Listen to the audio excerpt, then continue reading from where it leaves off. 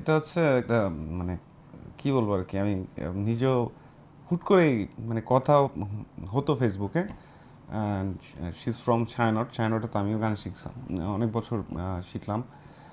তো ওইখানে হচ্ছে গিয়ে ও পড়তো তখন আর কি। আমার দিল আমার কিছু বোঝে না যখন রিলিজ হয় 2014-তে, তখন আমাকে দেখছিল সামহাও।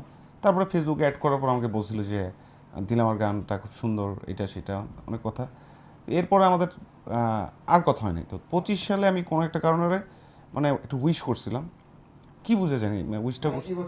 হ্যাঁ, এই বছর উইশ করার পর তখন থেকে কথা শুরু, মানে কথা মানে কি টুকটাক কথা আর কি। গানটা দিলাম আমার কিছু বোঝার, গানটা রিলিজ হয়েছিল, তো বলে খুব সুন্দর হয়েছে গানটা, নাইস সং, মানে কমপ্লিমেন্ট দিচ্ছে আর কি।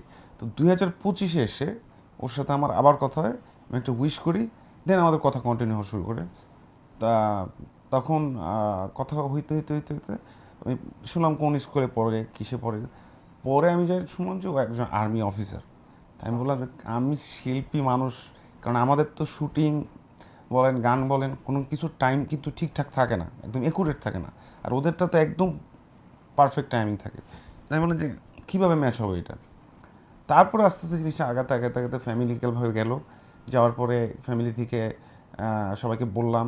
পরে সবাই একটু অবাক হলো যে এটা তো মানে এরকম ঘটনা তো বিরল, ঠিক আছে, দুই মেরুর।